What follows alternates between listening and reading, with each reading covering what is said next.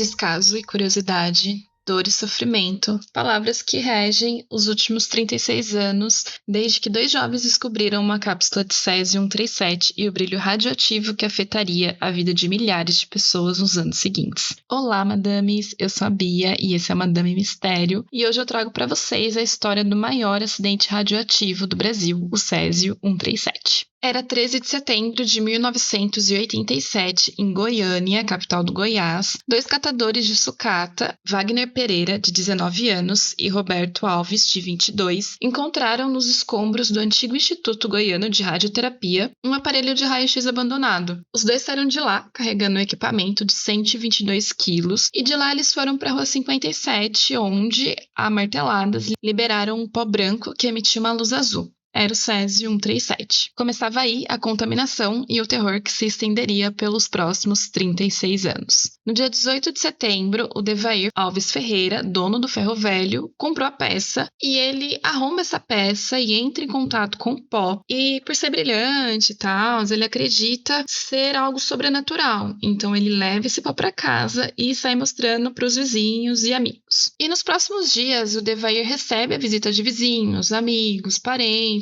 que queriam ver aquele brilho azul. Inclusive o seu irmão, o Ivo, ele leva um pouco desse pó para casa para mostrar para sua família. E o pó virou brinquedo na mão da sua filha, Leide das Neves, de 6 anos, uma criancinha. Ela mexe com o pó e logo ela vai comer um ovo cozido que a mãe dela prepara, e ela ainda estava com as mãos sujas do césio. E ela acaba ingerindo a substância. Nos dias seguintes, todos que entraram em contato com o pó, naquele dia 18 e 19, começaram a ter tonturas, diarreias, náuseas, vômitos, que são os principais e os primeiros sintomas de contaminação por radiação. Só que essas pessoas acharam que eles estavam assim por conta de alguma comida que tivesse estragada e teria feito mal e tal. E no dia 26 de setembro, o Odelson Ferreira, que era irmão do Devair, era um outro irmão do Devair, entrou em contato com o pó também. Só que ele era motorista de ônibus e acabou contaminando centenas de pessoas. Enquanto isso, os hospitais locais estavam achando bem estranho e estavam em alerta por conta de tantas pessoas com os mesmos sintomas. A esposa do Devair, a Maria Gabriela, desconfiou que o que estava causando todo aquele mal-estar na família e em outras pessoas era o pó brilhante que ele tinha levado para casa. E aí eles levam a cápsula de césio até a vigilância sanitária, e isso já era dia 29 de setembro. E aí que entra nessa história o físico Walter Mendes Ferreira. No mesmo dia 29, o Walter recebe uma ligação de um amigo que informou que o médico Alonso Monteiro, do Hospital de Doenças Tropicais, estava suspeitando de uma contaminação por radiação em pacientes do hospital, já que eles apresentavam vômito, diarreia, febre e queda de cabelo. O Walter achou que seria impossível, já que esses eram sintomas agudos de contaminação. A pessoa ela teria que ter tido contato em doses elevadas com algo radioativo. Mal sabia ele, né? O Walter, ele foi até a vigilância sanitária com um cintilômetro, que é um aparelho que reconhece radiação. E antes de chegar no local, a uns 60 metros, o aparelho que já estava ligado já saturou a medida. E o que significa que ou o aparelho estava com defeito, ou ele estava próximo de uma fonte radioativa, de uma forte fonte radioativa. Ele achou que o aparelho realmente estava com problemas e aí ele voltou para a Nuclebras, hoje Indústrias Nucleares do Brasil, onde ele havia emprestado o cintilômetro para fazer a troca do aparelho. Nesse meio tempo, alguém ligou para o corpo de bombeiros avisando que havia um vazamento de gás na vigilância sanitária. Quando o Walter voltou para o prédio, ele viu 3 bombeiros saindo com um saco onde estava a fonte radioativa e avisaram que ia jogar aquilo no córrego do rio em Capim-Pumbá. O Walter já mandou um não façam isso. Na cápsula havia menos de 1 grama de cloreto de sódio e ele acredita que a contaminação do rio seria mínima, mas o impacto psicológico na população seria enorme, com certeza. Todo mundo ia achar que aquele rio ia estar contaminado para sempre. E aí, a partir do momento que foi de fato confirmado que aquele era um objeto radioativo, eles começaram a fazer a reconstituição do caminho percorrido pelo césio. Eles chegaram até o ferro velho do Devair e viram que os níveis de radiação por lá eram elevadíssimos. E também conseguiram descobrir de onde veio a cápsula. A Comissão Nacional de Energia Nuclear fez o mapeamento das pessoas possivelmente contaminadas e levaram todas para o Estádio Olímpico de Goiânia, onde foi feita uma triagem. Segundo o governo de Goiânia, foram 112.800 pessoas contaminadas. Dessas, 249 apresentavam níveis consideráveis de radiação. Foram 120 com contaminação apenas de roupas e calçados, e eles foram liberados depois para uma descontaminação. As outras 129 foram atendidas em diversos lugares, dependendo do nível da contaminação. As mais graves foram enviadas para o Hospital Militar do Rio de Janeiro e outras tantas permaneceram em abrigos especiais, onde eles tomavam banho com água, vinagre e sabão de coco, trocavam de roupa a cada meia hora e tomavam comprimidos para ajudar na descontaminação interna. E além das pessoas, também houve o monitoramento de todo o resíduo gerado pela contaminação. Ao todo, foram 46 casas, dentre elas o Ferro Velho do Devair, que foram demolidas, 50 veículos, 45 ruas,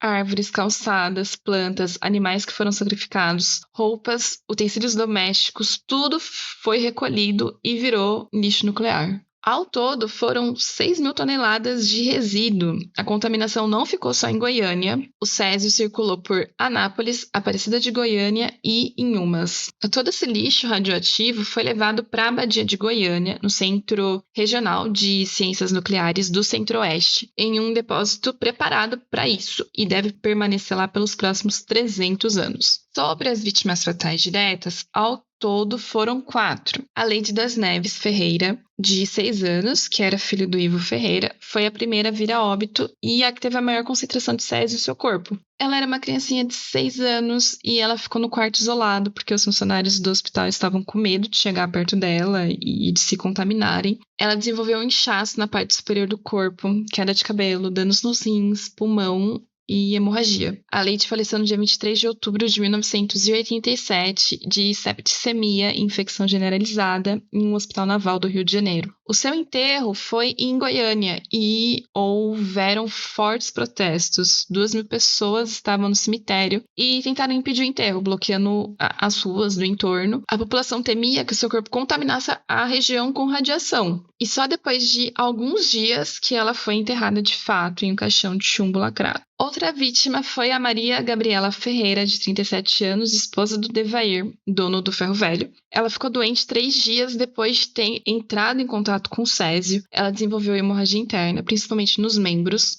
nos olhos e no trato digestivo, além da perda de cabelo. Ela morreu em 23 de outubro de 1987, cerca de um mês após a exposição, e foi ela quem levou a cápsula do césio para a vigilância sanitária, já que ela estava desconfiando que aquele pó branco fosse o causador de todos aqueles sintomas. O Israel Batista dos Santos, de 22 anos, que foi um dos primeiros a ter contato com o césio e ajudou a tirar o pó da cápsula. Ele desenvolveu uma doença respiratória e linfática e veio a óbito em 27 de outubro de 1987. E a última vítima foi o Adilson Alves de Souza, de 18 anos, que também era funcionário do Ferro Velho e também mexeu com a cápsula de césio para retirar o pó de dentro. Ele desenvolveu lesão no pulmão, hemorragia interna e danos no coração. Ele faleceu no dia 28 de outubro de 1987. Essas foram as vítimas fatais, mas outras tantas pessoas tiveram suas vidas mudadas completamente, não só pelas consequências da contaminação por césio, mas pelo descaso que receberam das autoridades e pela segregação que sofriam da própria população de Goiânia. O Devair, o dono do Ferro Velho, sobreviveu apesar das altas cargas de radiação que ele recebeu. Porém, ele desenvolveu vários problemas em diversos órgãos. Se sentindo muito culpado, Devair tornou-se alcoólatra e contraiu um câncer devido à radiação e faleceu 7 anos depois do acidente, em 1994. O Ivo Ferreira, o pai da menina Leide, teve baixa contaminação, porém ele ficou depressivo e passou a fumar cerca de 6 maços de cigarro por dia, desenvolveu um enfisema pulmonar e o Ivo faleceu em 2003. A Associação de Vítimas do Césio-137 afirma que até 2012, cerca de 104 pessoas haviam morrido nos anos que se passaram por conta de doenças contraídas devido à radiação, como cânceres. A Secretaria Estadual de Saúde, por meio do Centro de Atendimento aos Radioacidentados, ainda hoje monitora cerca de 1.000 pessoas, entre os radioacidentados, seus parentes, profissionais que tiveram contato com as vítimas durante todo o acidente. E para além dos problemas físicos, como amputação, enxerto e feridas que literalmente nunca cicatrizaram, as pessoas carregam um fardo psicológico muito grande. O Odelson Alves Ferreira, irmão do Devair, também entrou em contato com o Césio e perdeu a palma da mão. Hoje ele trabalha como motorista de aplicativo, mas antes disso ele tentou abrir um negócio próprio. Primeiro foi uma frutaria e depois foi um bar. Ambos não foram para frente, já que as pessoas tinham medo que ele pudesse contaminá-las com radiação. Isso só para citar um caso, há dezenas de pessoas passando pelo mesmo. O governo passou a pagar uma pensão vitalícia para vítimas e para os profissionais ligados ao caso. Em 1996, o médico Orlando Teixeira, a Criseide de Castro e o Carlos Bezerril, responsáveis pela clínica abandonada onde o aparelho de radioterapia foi achado, e o físico hospitalar Flammarion Gourlat, foram condenados por homicídio culposo a 3 anos de prisão em regime semiaberto. As penas foram trocadas por serviços comunitários. A Comissão Nacional de Energia Nuclear, que deveria fiscalizar o Césio da clínica, foi condenada a prestar assistência médica às vítimas e aos seus parentes.